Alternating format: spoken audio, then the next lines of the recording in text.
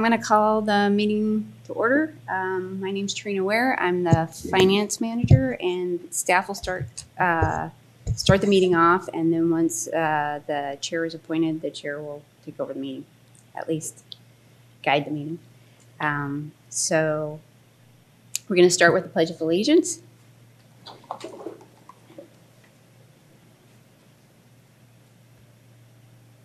I pledge allegiance to the flag of the United States of America and to the republic for which it stands, one nation, under God, indivisible, with liberty and justice for all.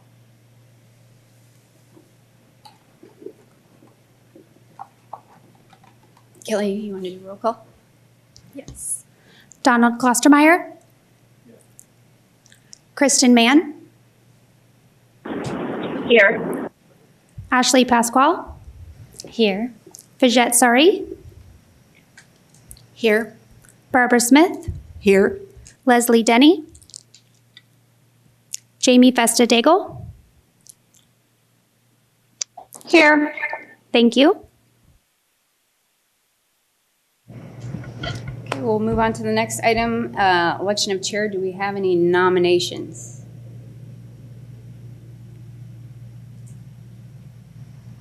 I'd like to nominate Ashley Pasquale for the position of chair.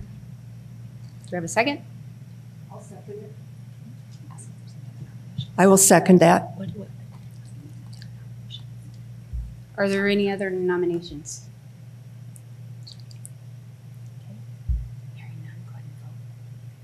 Hearing none, we'll take a vote by...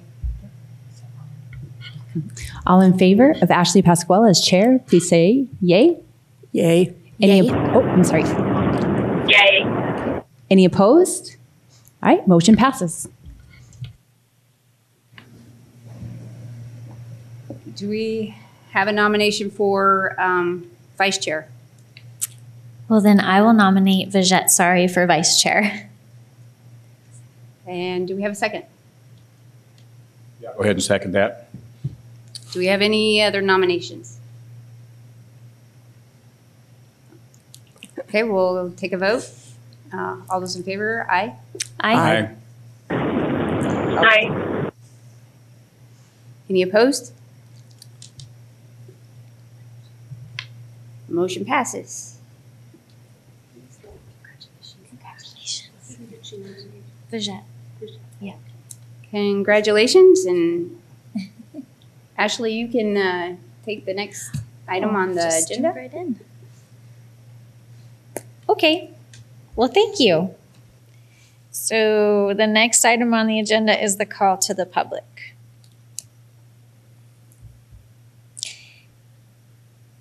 Are there any members of the public wishing to address our coalition? I just move on? All right. So the next item is a welcome from our mayor.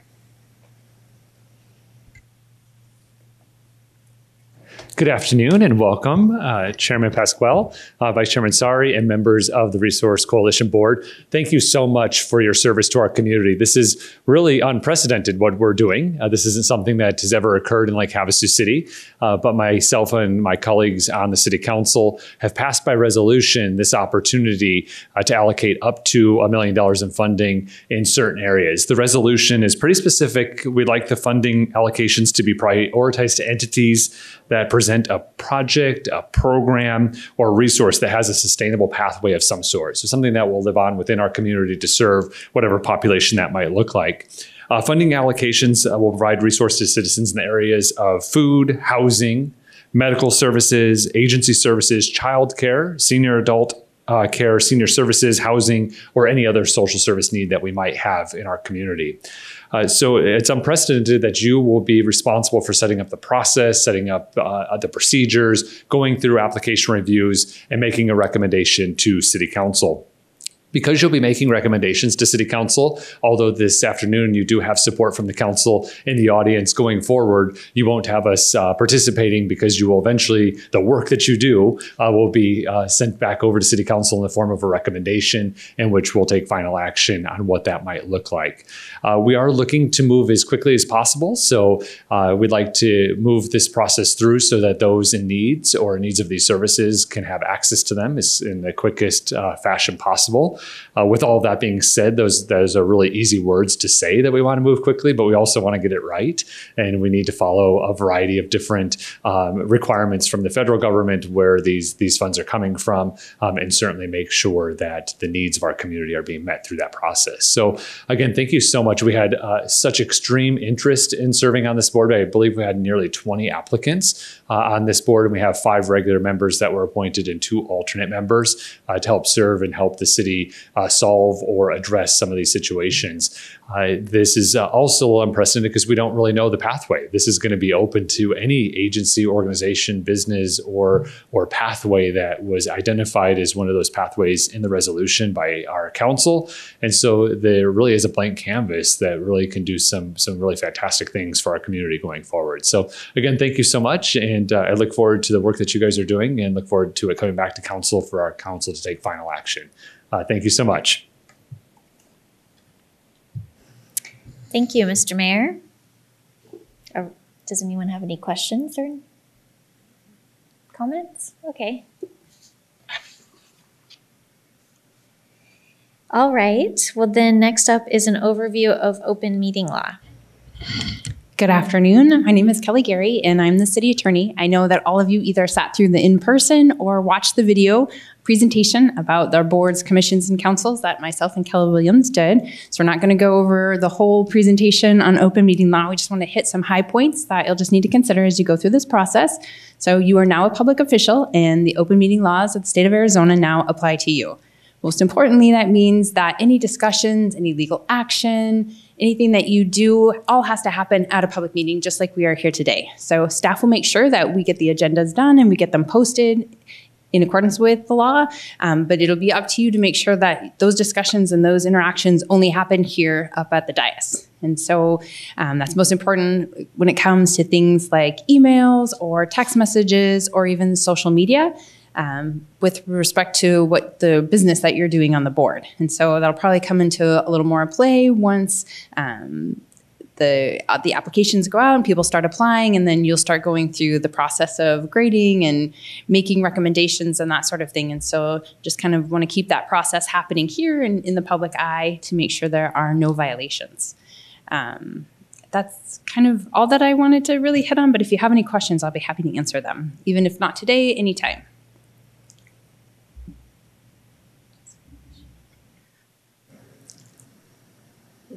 No? Okay.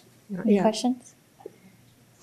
I just have a question on your process you were talking about. Now we're going out and picking these different, I'm going to call them businesses up. Okay, so we had to put those out and have them fill out some type of an application, right? And these will come back in.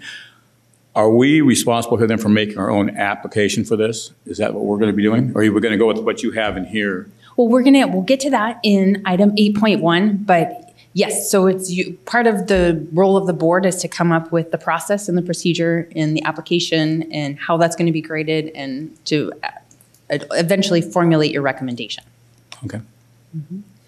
And will we then go into a work session when we go to make our decisions and we really want to discuss these applicants? We can discuss that depending on whatever you want the process to be. And so we have some recommendations of things that we think might work or might not work, and we'll talk about all of that in 8.1. But yes, so whether it's a work session or we need to go to an executive session, yes, we'll determine the best pathway forward. Maybe we should jump into 8.1 then. Sounds great. Okay.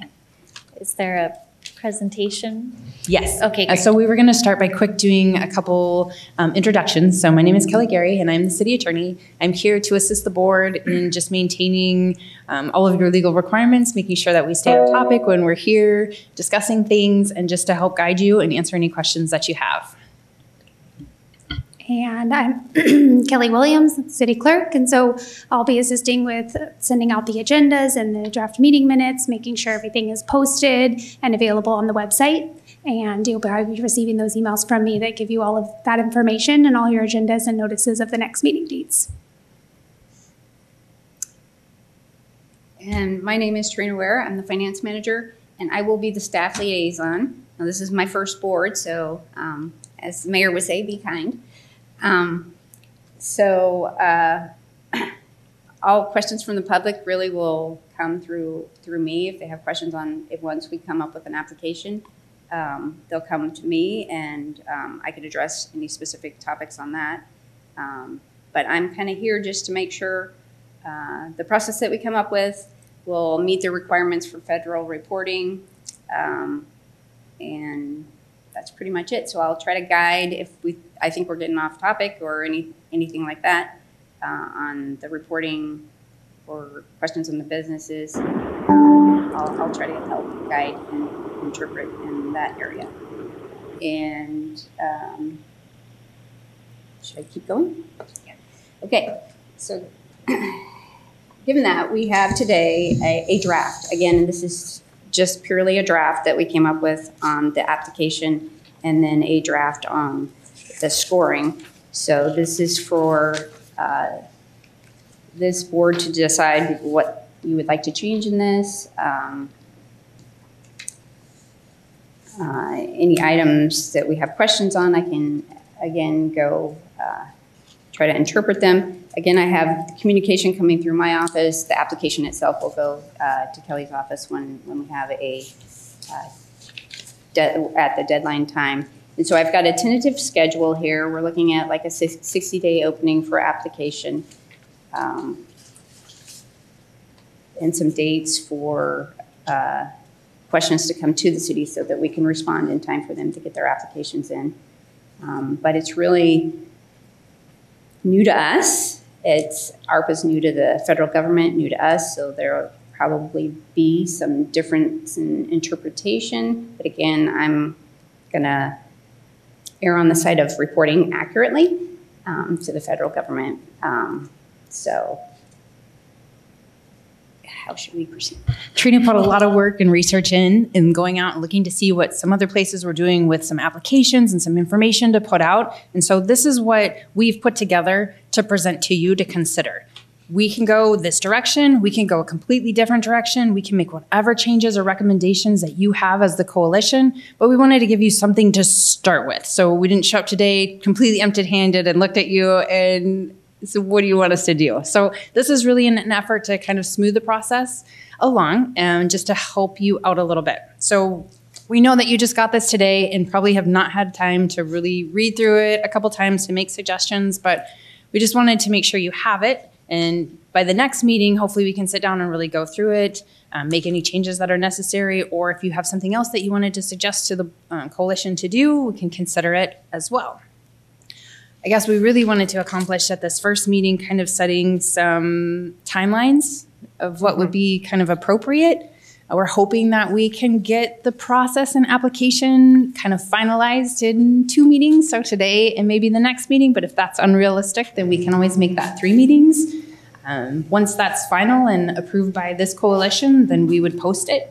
We'd like to see a posting day of 60 days or time limit of 60 days, but that's also up to you. So if it needs to be shorter or longer, that's completely within your discretion. After it's posted, then whatever the process is for reviewing and grading those applications, then that will come back before you and we'll go through that process. And then you'll formulate your recommendation to the board or to the council. So page 2 of your application is kind of a schedule that we outlined. Again, everything in red, I knew that we'd have to dial in on dates and stuff. But again, I don't know if we're at that point because I just have the application today.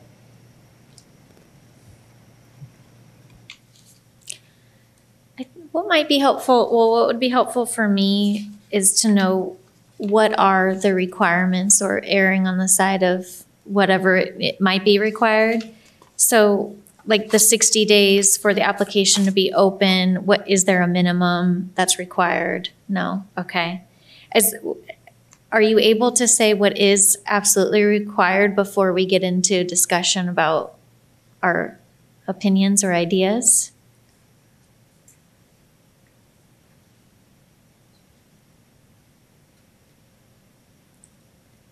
Guess I would focus on the review and selection criteria.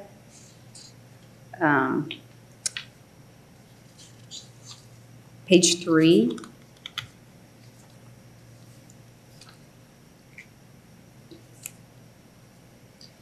So again, ARP is kind of new to the federal government, and it's got a lot of detail, but it's also very, very flexible. So as far as the way I read it is that it's for organizations or people that they serve that were affected by the pandemic in any way, really. But it's also supposed to be forward-looking. So you look back, but you also forward-look.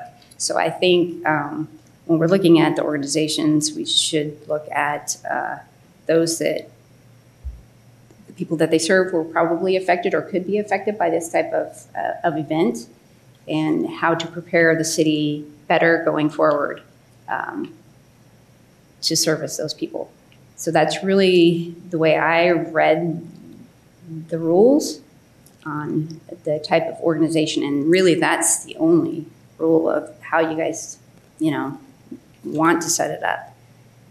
There could be other criteria that have nothing to do with that we could put in here. The other limitations that you have are in the resolution that created you by the city council. And so it needs to be something that assists citizens with access to resource. It's awarded to entities that are in good standing with a federal tax ID and insurance. And then it's going to be prioritized to entities that present a project, program, or resource that has a sustainable pathway.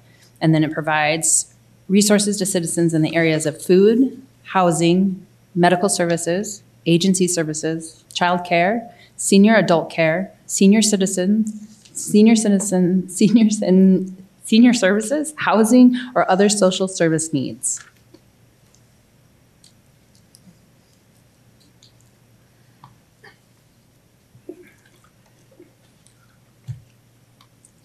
Does ARPA have any requirements that are in this packet or not? No. I had put in here quarterly, but it's in red because I don't know as far as the organizations reporting back to the city. We might want to have that quarterly to the staff, reporting back to the staff, but we as a city report annually. Okay. So we don't have that information, I'm guessing. Okay. So you're going to email us the rest of this information and put this form together? Is that what we're hearing? There's some kind of federal government guidelines for this that we're going to have to follow, right? Yes, and which we don't have. We've based that on. They're not real specific. So, some of the grants and some of the programs that you've worked with probably have been extremely specific. Let me give you this, because that's something, so I'm not going to reinvent the wheel with this, but does that meet your guidelines?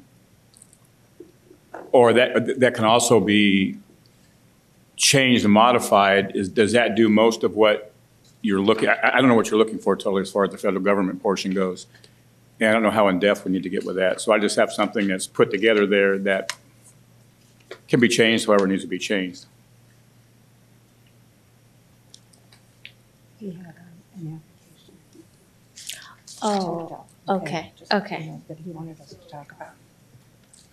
What he just provided was basically an application, a form application, which this document kind of goes through what they should provide, but it's not a form. So if you guys want a form that everybody is filling out specifically. Well, I was looking at, we would give this out to various charities and things and say, okay, fill this form out, here you go. And we come back, we look at this form and figure out what we want to do with it basically, or if they are serving the community or what they're doing with it. So that certainly might be a better option than, because this was basically, you need to provide this, your scope of work and stuff. This would be so that would more, be workable? Yeah, for sure. Okay, so that would be, is there something needed to be added to that for a federal government type of a thing? Or I could look over it and see if we wanted to add anything I don't know what the specific to it. requirements you'd have to put on there, but I mean, that could obviously be modified and changed. We don't even have to go with that, but I'm just Yeah. saying it's something I just, But it certainly could be workable, I think, and it might be a better option to have everybody filling out the same format than their own. But then some businesses might want to highlight their own too. So Don, you're suggesting that this form be used before they make the formal application? no, I was looking at that being That a is the formal application. We hand application, that okay. out, to whoever we're looking at, or I mean, just put it out to whoever wants to take it, take the form, fill it out, and go Right. through and evaluate those people at that point Right, and say, hey, they are touching the community, they're serving people, okay. and find out where they're going and what is their vision, where they're going. So we haven't had time to review the draft application that you put together, and we haven't seen the form that you're providing now. And it sounds like I don't know if we should discuss something that we haven't. I'm not sure what it looks like. But the difference between a form and then just putting out an application, is this meant to provide specifics and then an applicant would just submit responses to this? It's not something that would go out and someone could complete online and submit. Yeah, that it a wasn't to difference? complete Okay. online, it was guidelines of what to provide. I think, and they could go online and say, hey, go online over here. Yeah, so maybe we should, can we rewind a little bit and talk about, 'cause so it sounds like there aren't any specific requirements that we have to ask for in the application. No. Just except for that it meets the intent of the funds. So we can come up with whatever we want. So maybe we should first talk about, is this on the agenda? Okay, so the process of it. How do we want this to go? So I guess starting with what are we looking for? What do we want applicants to respond to? And then we can get to how we want that, what the actual paper application would look like. That makes sense. Okay. I'm gonna ask you all, when you joined this coalition, what kind of things do you want to ask about for people who have ideas to help those affected by the pandemic and looking forward?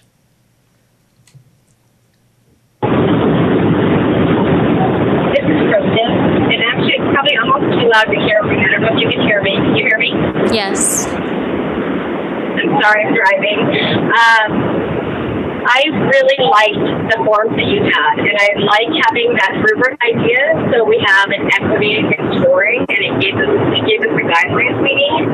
My thought on an application would be all equal when we show how we've used this grant money, but I think they should be able to attach any extra documentation that they want.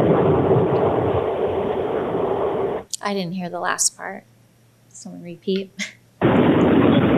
I just said I think that they should be able to attach any other documentation that they want to a formal application that everyone uses. That's a good point. I think that is a good point.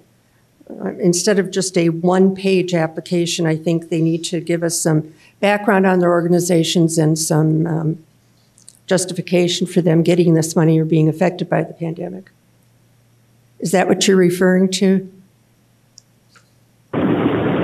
Yes, some of them are just going to have more to say, but at least on our side of it, we will have accepted a consistent application from all. Mm-hmm.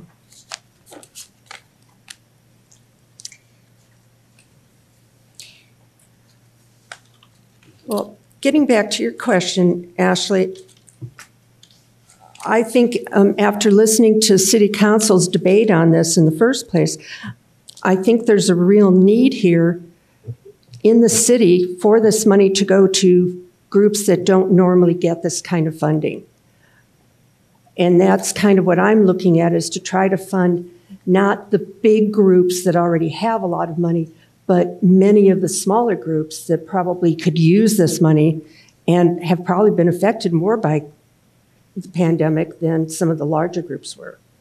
Larger groups had a lot of access. You know, we had city money for things like paying your utilities or your rent if you were behind. And a lot of people never even knew that money was available. So I feel like this time around, we should be really making that apparent to all of the nonprofits that this money is available to everyone, and they should all try to apply for it. Do you think we should have a minimum or maximum amount, like award amount? I don't know about a minimum or maximum. I mean, because some people, depending upon what they do, require different amounts, obviously. You know, I mean, I think I'm kind of on the same boat with you. I think it's our local charities that need that are actually functioning within our city. You know, because we have a lot of problem here, like with homeless and drug stuff and different things. Most of our people are going out of town here instead of staying in town, and we're shipping those people out. And I think there's other ones that are here, but they can only take, say, 3 or 4. Let's just use domestic violence. They can take 3 or 4 people, and then they're done. And I think we should support our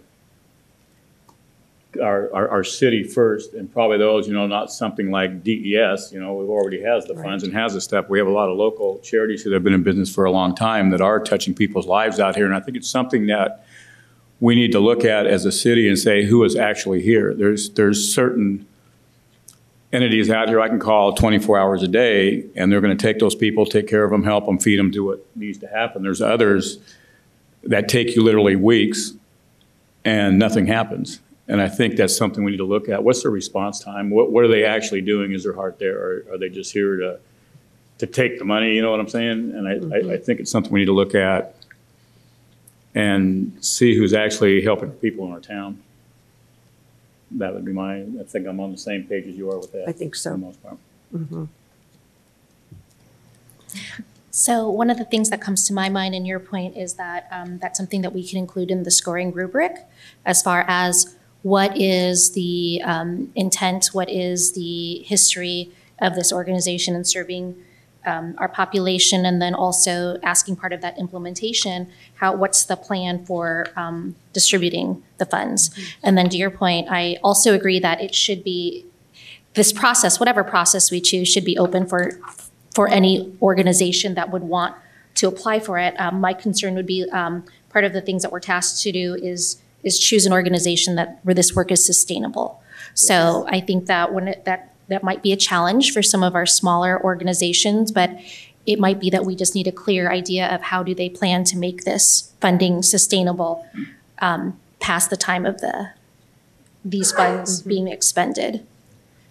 And this may be the kickstart for some of these organizations to become sustainable on their own, if they have a way to start. But I agree with you, yes, there has to be an accountability for this money, for sure. I have a question for staff. If the applications come in and there's, you know, everyone asks for the full amount, Of course.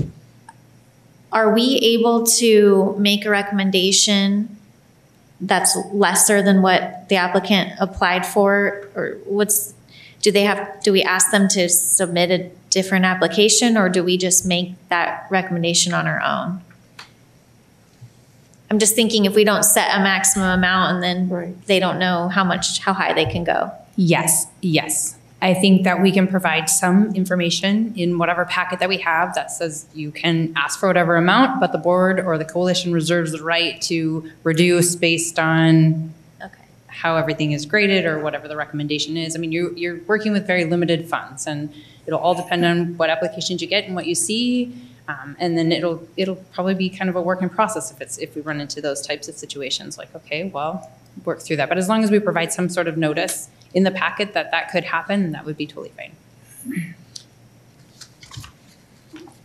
I also see with if not setting a minimum that you don't want to split this up into 50 different projects. It's going to be too difficult to track, and it's federal dollars. So we need to track it, and we also have to make sure that they're not subrecipients, that they're beneficiaries, because the reporting requirements are different for that. So if they end up being a subrecipient, then federal purchasing guidelines fall into place. And unfortunately, it's going to probably be a bigger business that's used to that. But that's my thought. I just want to make sure I understood. So can we just require that the organization submitting the application or who would receive the award is also the organization doing the work? Is that what you mean by subrecipient? No, they're basically saying, the federal government's basically saying a subrecipient would be doing the work of the city, like we're outsourcing something. Beneficiary, which has a lot less reporting requirements, is doing something beyond what the city would normally provide. So I think we're probably pretty safe, but if we ever got into the situation where they considered it a subrecipient, then you have a lot more guidelines to So maybe in on. other words, we're not looking to provide additional funding and resources to something that's already being provided by the city. Yeah. Okay. Yes. Yep. And so as far as requirements, are they required to provide a detailed budget, and are they required to have some kind of reporting, and we can decide what that is? I'm just trying to get an understanding of. The federal government doesn't if they are a beneficiary. As far as sustainability, that's where I was coming with in this draft application, that they would give us a budget so that we could see that there's a business plan, basically, to show us that they have a sustainability plan.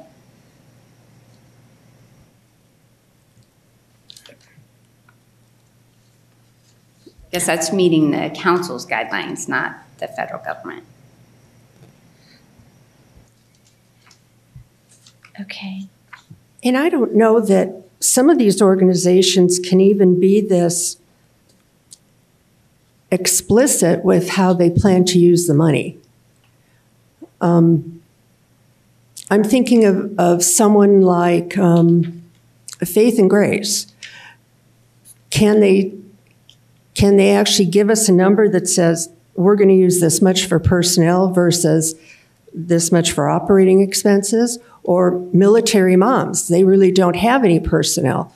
So I don't know that, I mean, I suppose this is good to have this on this application, but then again, not every project is going to have all of these things as part of what they intend to use the money for.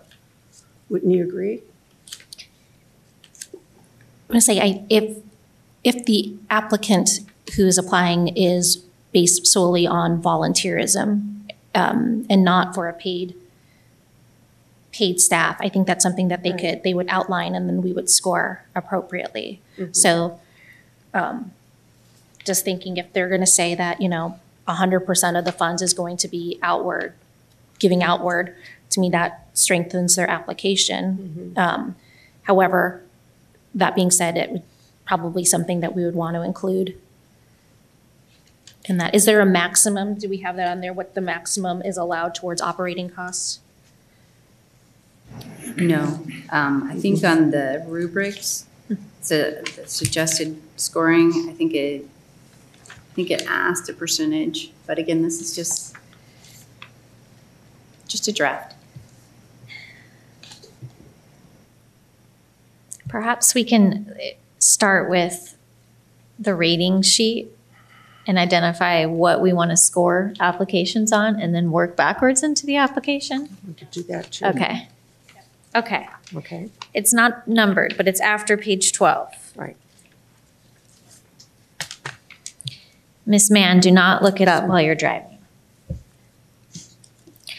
Okay. I won't, I promise. Okay. Do you want to go through what is provided here first, or do you want to just jump in with what you want to score them on? I say start from the because we have beginning. people participating, we probably should at least read it what it says. Okay. Yeah. Were you going to say something different? No. Okay. So the first suggestion is to look at the project's fit with the prioritized ARPA funds.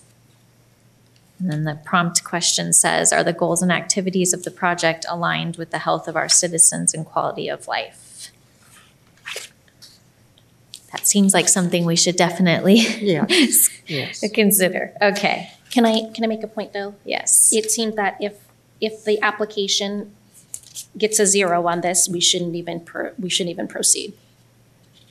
True. So it shouldn't even be part of the weighted score. It should be yes or no.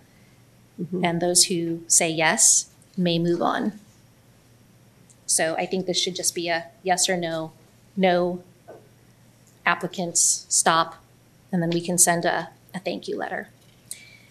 Instead of like, how well does it fit? It does or it doesn't. Correct. What do the others think about that? It's a pretty valid point.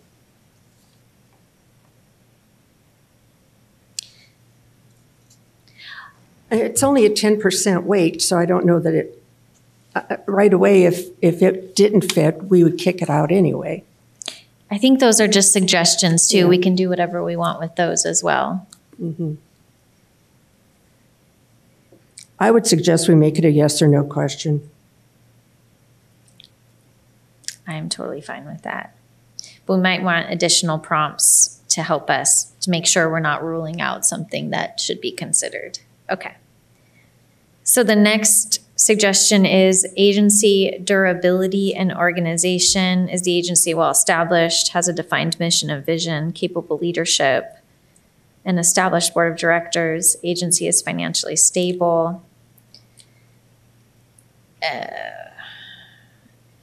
If your concern is for a variety of different kinds of organizations, and I heard that they do not have to be nonprofit organizations or anything like that. So requiring an established board of directors might be a big hurdle for some. And financially stable, I don't know are we asking them to submit auditing documents? I mean, I'm not sure how we determine that. And so those are my immediate thoughts looking at this for the first time. I don't know, is this getting at the sustainability question, maybe? Yes. Yes? I would think you would score that based on their budget that they submitted for their program. The program that they're, although it's asking total overall. What was that? I'm sorry, I can't hear you.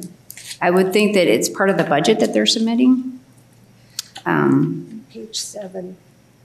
Page 7 of the application says that they would submit a current year organizational budget as part of this application. That's a suggestion.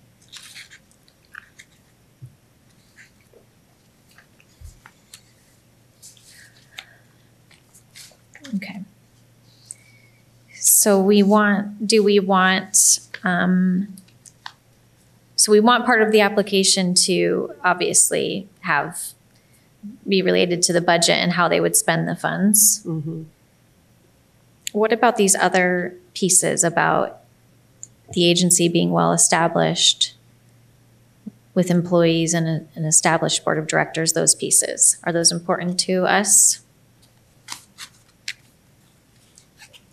They're important to me. I don't know about the rest of you. And if they don't have a board of directors, they certainly could explain why they don't. It doesn't mean we would reject the application right away because of that.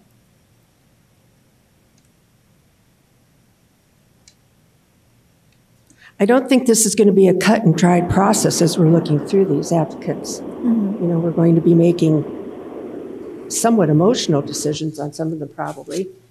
knowing what their worth is and how much they give to the community. That does get a little tricky. Yes, it does. Emotion can easily be bias. So the more we can have some ways of, the more fair we can make the process, the better, I think. Yes, yes. I do think that precludes the smaller ones that wouldn't have, I would think many of them don't have board of directors. So maybe we can have more organizational leadership, or just so they name and identify who they are.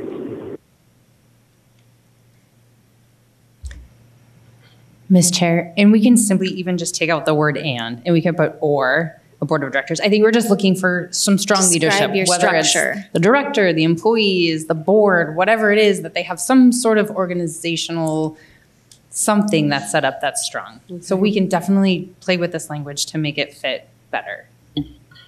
That makes sense to me. Is everyone else comfortable with that?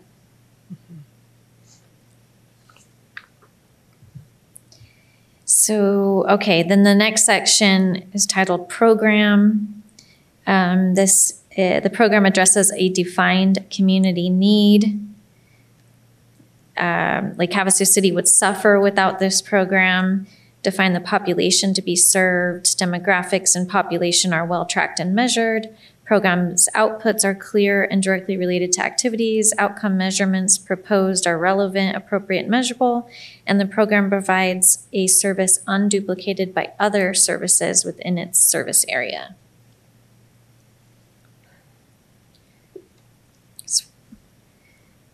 Those would all be items that we would ask them to respond to in the application if that's what we want to see. Anyone have any comments or questions? Well, we already have organizations that duplicate each other's services here. I'm thinking Haven Family Resource versus Faith and Grace. They're both doing the same thing with domestic violence.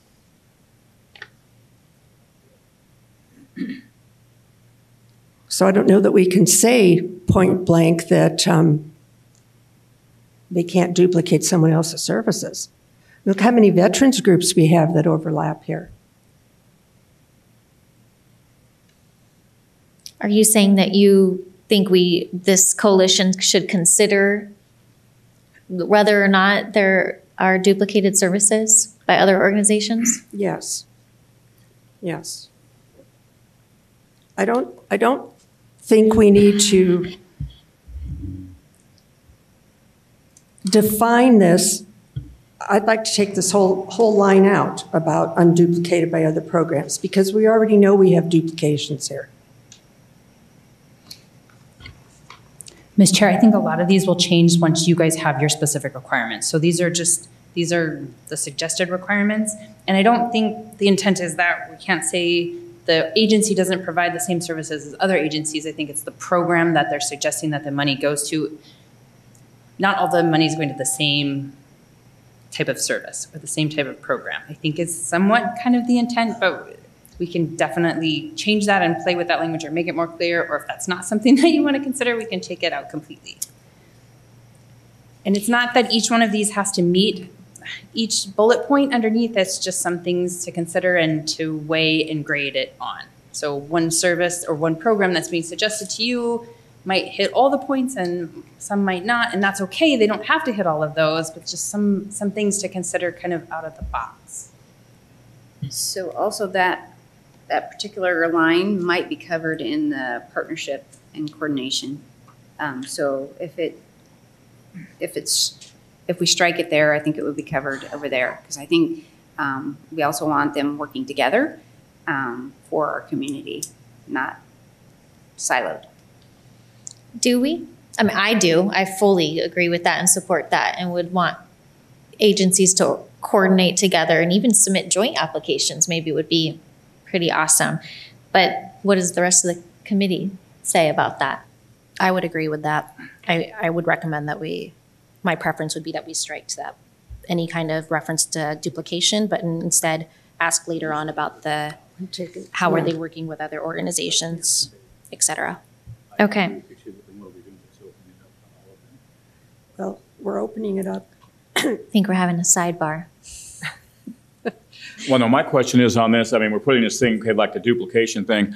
I'm looking at who's serving the community, right? Because you can go have a large service. Are you really serving the community? I mean, I work with a lot of these people. And my question is, I want to be able to call somebody at 11 o'clock at night. Who do I call for that? Put yourself in that situation. Who are you going to call? You can call somebody from 9 to 5.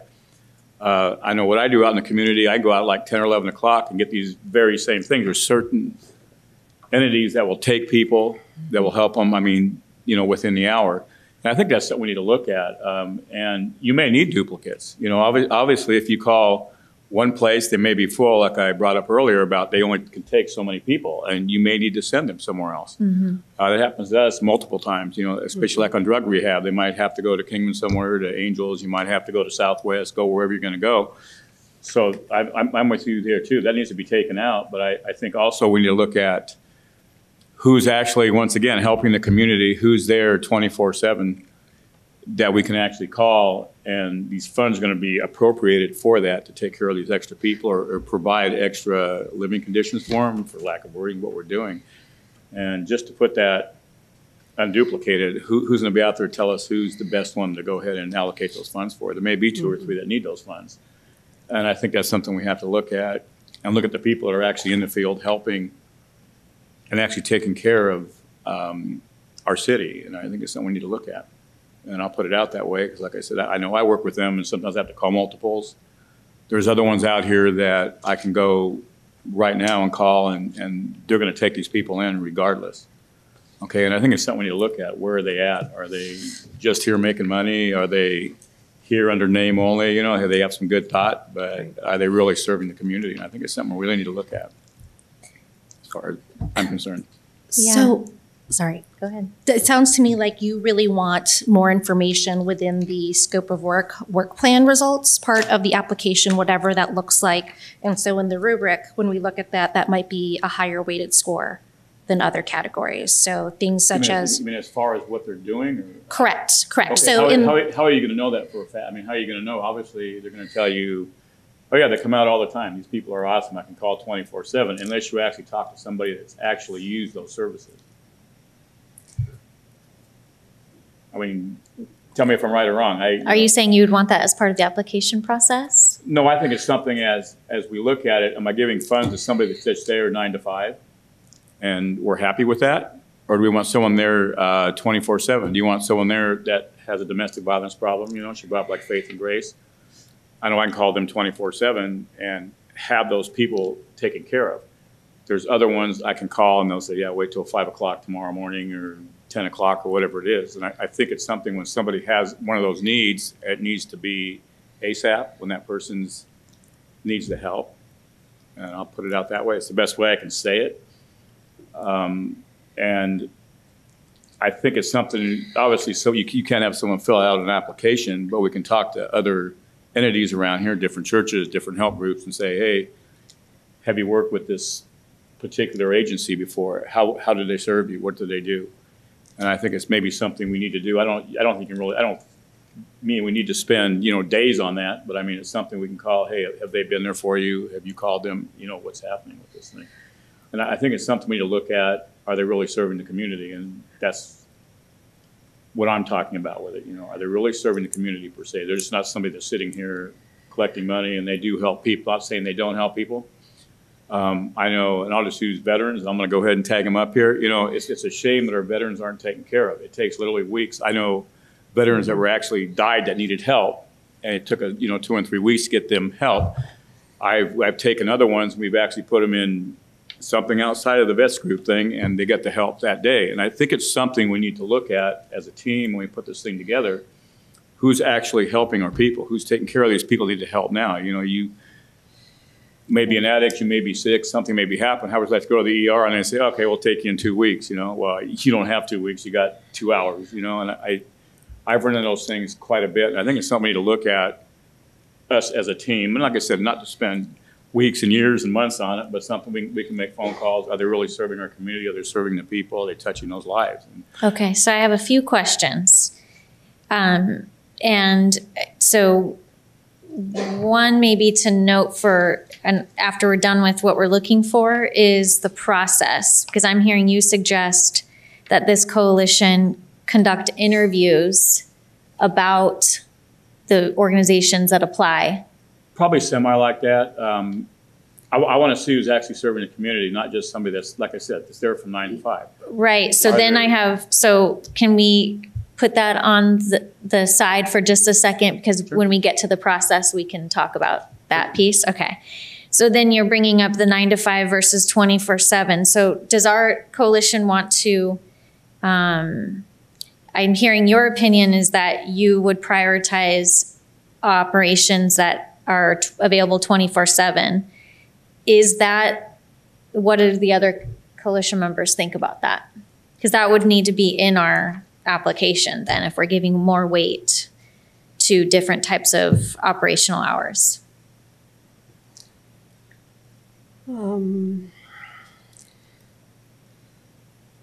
I understand what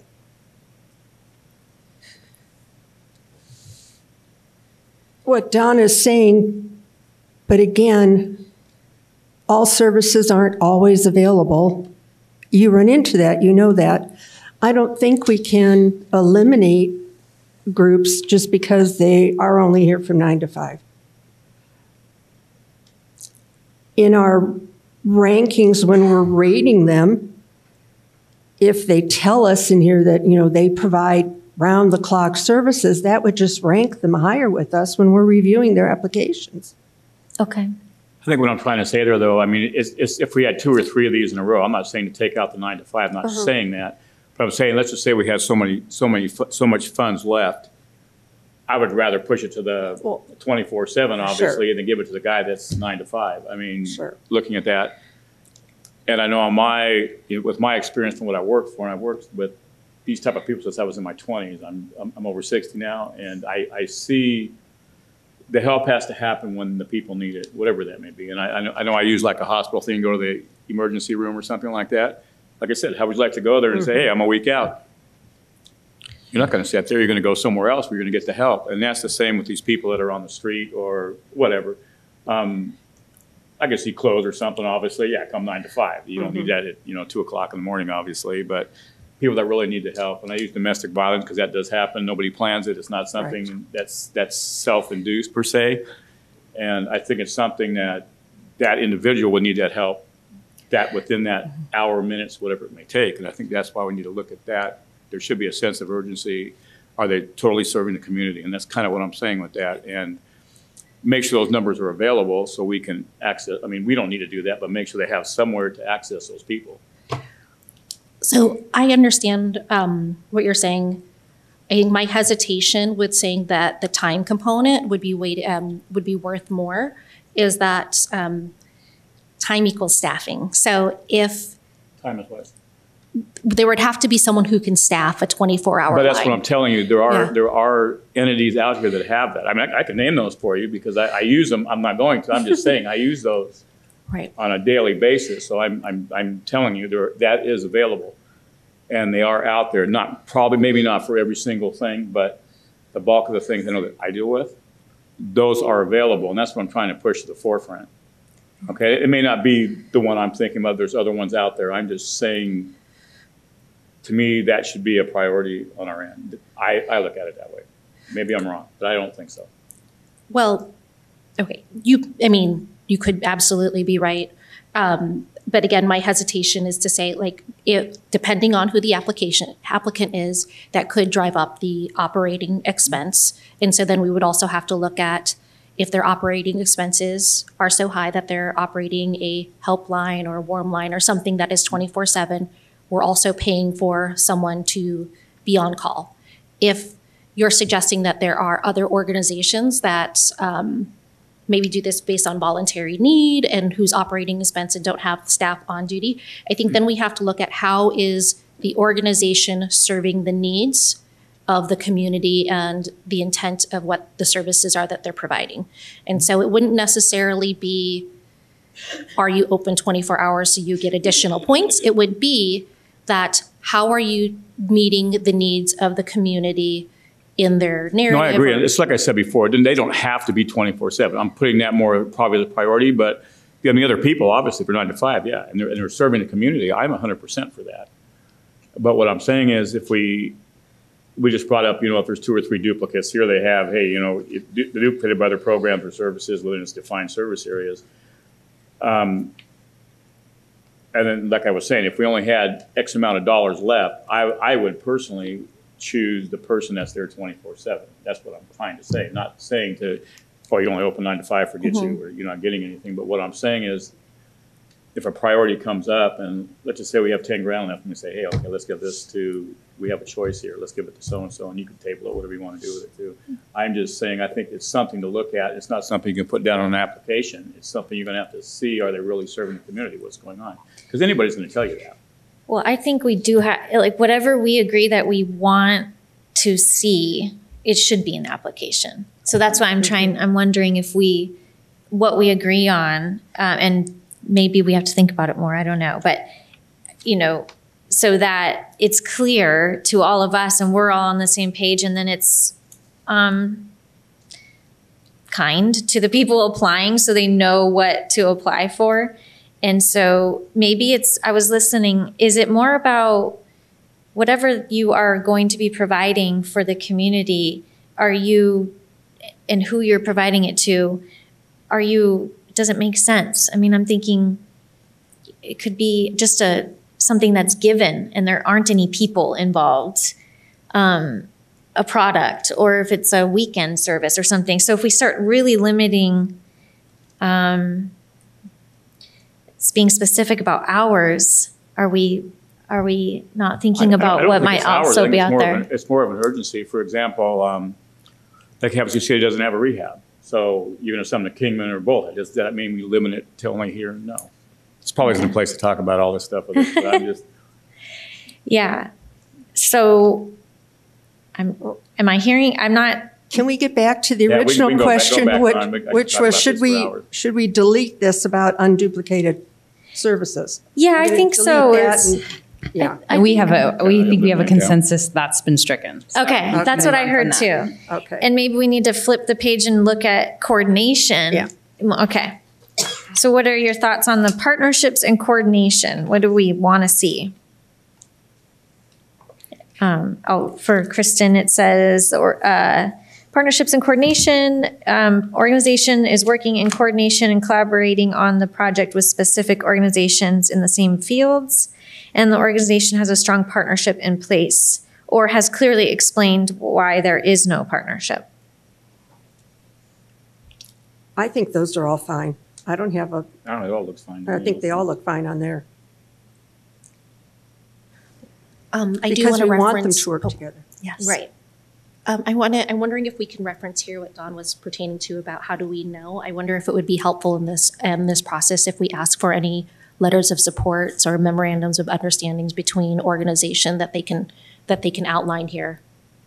And that way we would understand a little bit more of how they're integrated into the different other organizations that may be providing like services.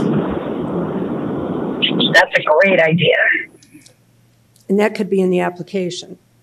Mm-hmm. Yeah, I agree with that. I also agree. Okay. Don, would that okay, so that would kind of satisfy that. Let's hear from the other people you say you work with. Yeah, okay. Thanks, Fajette. There was something else about working with other people. Did I cut you off at all? Okay. Should we jump up? We're all over the place here. But at finance, that section says the administrative percentage is appropriate. I don't know if that was what you were getting to earlier about, are we giving more weight to folks who apply for, or if their operational costs are lower? But the agency program has financial structures and systems in place. The agency is obtaining revenue from other appropriate resources. The program's operating budget justifies the amount requested. This program is a good investment of community dollars. There's that sustainability we brought up earlier. Any concerns with anything there?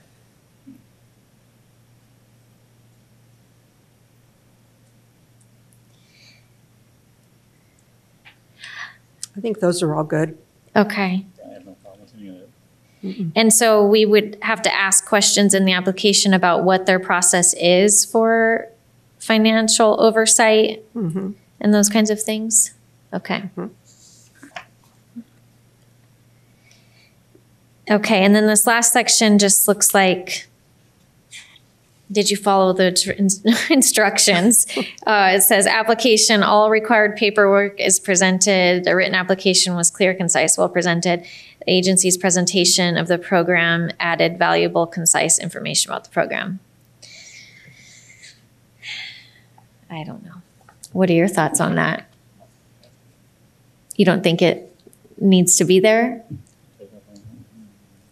I don't have any questions on it. Well, once we get into the process of putting how much weight we want to those, like I would definitely think the partnerships and coordination, the suggestion was 5% of the score. I think that should be way higher. Yep. And then this, if did you turn in all your paperwork, maybe isn't as high, but we can maybe have that discussion later. I think that's a good point. Okay. Okay. So I just want to, so you're listening to all of this, and then will you be able to provide back some kind of new version of what we just all agreed to? Okay. And then could we also see the form that Dawn prepared? Could you email that to the coalition as well? Yeah. Okay. So what I was hearing was that you would like more of an application that kind of asks direct questions, and so that it's all consistent, and then they have an opportunity to provide some additional documentation. So I will look at the scoring compared to the application. I'll give you his application, but maybe we'll also put one together that hits the scoring and the direct questions, and go from there. And then do we want to wait for that before we start talking about the process we all want to get into? I think we need that. I Okay. think we do too. I think we need an application before we can go Something to forward. look at. Yeah, it'll be helpful to just look at one thing. Yeah. Okay. Can I see the one that you came up with? And will we be able to get documents a little earlier in the future? Okay. I'll be, at least I'm speaking for myself, I'll be more prepared to have the discussion about it. It's just a thing that could be. It was a holiday weekend and first meeting, so Mine didn't come in until this it's all good. afternoon. Yeah, mine didn't either. Mine was about 1 o'clock. Okay. Okay. So Don's form is basically just a simplified It's version, a simplified version. just a simplified version of what was suggested. Okay, great. Thank you for doing that. I think something to play with. Yeah, it's always easier to start with something, right? start. Yeah.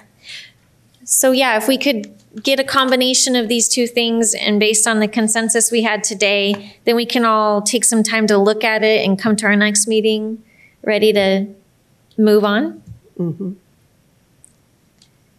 Okay. It says this is a public hearing, so I should ask for comments from the public.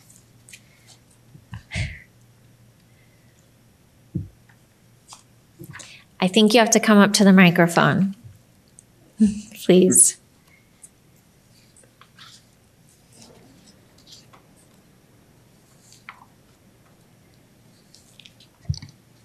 I think that any organization that is seeking funds should have an idea what the city already offers, public or private, and give a statement about how their objectives are differentiated from what others are doing. It kind of goes along with the question that's already been asked and suggested, but I think it's good to have a real clear focus or vision that they have about how they are differentiated from those other organizations. I'm sorry, can you state your name for the record? Sherry Pontalillo. Thank you. Thank you for those suggestions.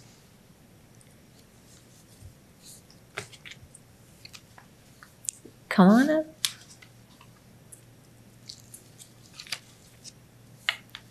My name's Ray White. I'm the site director for Nation's Finest in Bullhead City, but we also, we serve all of Mojave County.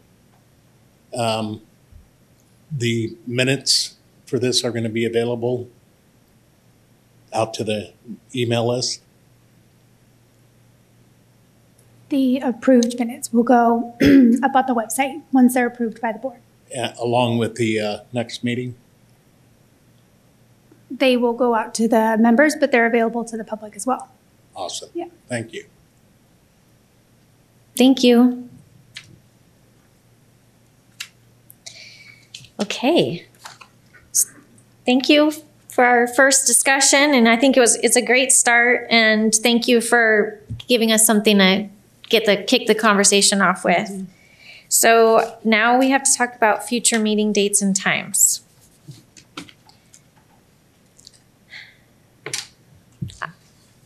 And there's nothing else. It just says future meeting dates and times. So yes. Does that mean it's up to us? Some difficulty scheduling even the first meeting. So Yes. we thought it would just be easier when you're all here to kind of talk about some days and times that work best for you. And then we'll have to check availability with this room, but we'll try to establish a time kind of moving forward. Mm-hmm. But we just need to hear from you what works with your schedules. So and are we thinking monthly meetings? I think council wants it to go a little bit faster. So probably a little bit shorter intervals once to try to get it established. Then we'll take a 60 or 90 or 30-day break while the applications are coming in. And then we'll kind of probably have to stack a little bit for if you do interviews or don't do interviews or whatever the process is. But yeah, I think they'd like to have you meet less than a month for these first couple. Every if 2 possible. weeks? Do you agree every 2 weeks until we get rolling with this? Okay. We're not working, so it doesn't matter to us, you know. Every 2 weeks, and the meetings will be here always? Okay. I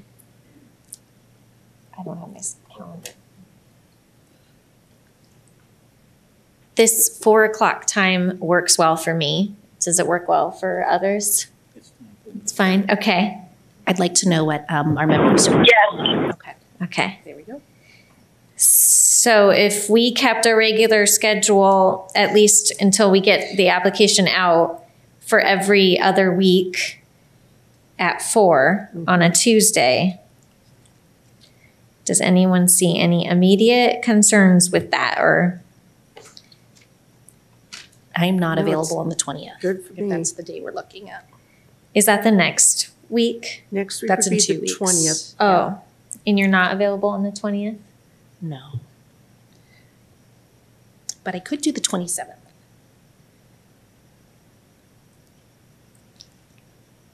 Are we okay with a 3-week stretch? The Or do we only want problem to with the look at? 27th is that it's a council meeting night. Oh, So that wouldn't be great. no, we don't want to.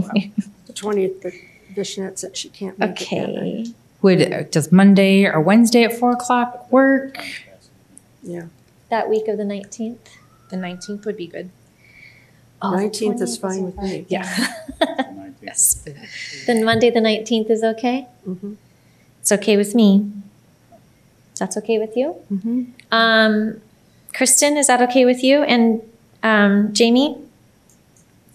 That's okay with me.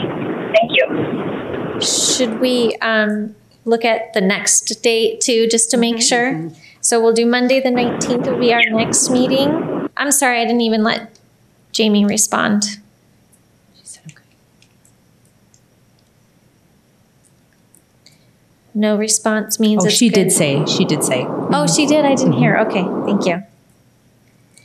And then 2 weeks after that would be October, the week of October 3rd. Could we stick to that Monday, that week as well, Monday the 3rd at 4? That's fine with me. Oh, is that not good? Well, we have interview panels that day, so we're reserved that whole entire day. I don't know if it'll go until 4 and just left. It was done before last year. Maybe 4 o'clock should be okay. We'll put it there and then We'll just, yeah. if we need to start later. Yeah. He's saying we can do it without you. Oh, yeah. It's just the room. It just me. Yes, you could absolutely do it without me, but it would be Kelly, Yeah. both Kellys. Okay. Yeah. We're going, how you're filling in for. So we're going for Monday the 3rd. Yes, unless we hear that that's not going to work. Okay. Okay. At 4 o'clock? Yeah. Okay. Okay. Do we have to have a motion on that? Or? No, just Okay. direction to staff so we can try to get it all reserved and everything. Okay, great. So September 19th is our next meeting and then October 3rd after that. Great. Future discussion items. Obviously, we want to finish up our application. And for this item, so we put them on all the agendas, but I don't know that it'll ever be Okay. applicable. It's if one board member wants to put an item on the agenda, you have to have another board member second it to have it put on the agenda. I think I didn't hear anything today, so I think you're okay. But in the Okay. future, if we need to use that, we sure can if we want to put something additional on the agenda. But our item for the next time will be very similar to this time. Okay, there won't be any other items to discuss. Okay. Okay. Can I just ask a question for clarification? Since we'll be going over a proposed application process, will you be also putting together a proposed rubric that will marry the application, or is that something that we should be prepared to come forward with at the next meeting? So review whatever form you have and then, come prepared to discuss the rubric in addition to the form? Or do you want to put together, propose something that joins the two? Because I think we've already discussed that the weighting on this one isn't necessarily go with what we're thinking would be appropriate.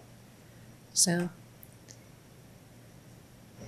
Well, I was going to align the application, try to do a form to hit the scoring rubric, and I was going to leave the weighting off, and you guys can decide that. Is that what you're referring to? Yes, yes, but my suggestion is because there is so many, when you look at there's 5 different bullets on here and where it just doesn't seem very clear cut to say, do these 5 points give you an excellence, or, how do you rate? It's not very clear how to rate within that category. So I think some more specificity would be very helpful. And especially in going to, according to, there's going to be, we're anticipating quite a few applications that might provide similar services. It might be further helpful to be able to add a little bit more scoring. And we might need your expertise on that. I think we'll do the best that we can. This is not our expertise by any stretch, but we'll do the best that we can, and then hopefully look to you guys to help kind of refine it to whatever you want it to be or think that works best. Would it be okay? I know we can't communicate outside of these meetings with each other, but if any of us have time to take a look at what you send us before, can we give feedback to you? And then just to kick us off with something to discuss. Yep, absolutely. You can send comments back to staff. We can compile your comments, and then we can provide all that information to the board to discuss during the meeting. Absolutely. Okay. Is that okay? That sounds good to me. Okay. Okay. Any other questions about the future meetings? Okay. Then a motion to adjourn? I make a motion, we adjourn. I'll second that. I think we're all good with it. Thank you. We are adjourned at 5:14. Thank you. Thanks.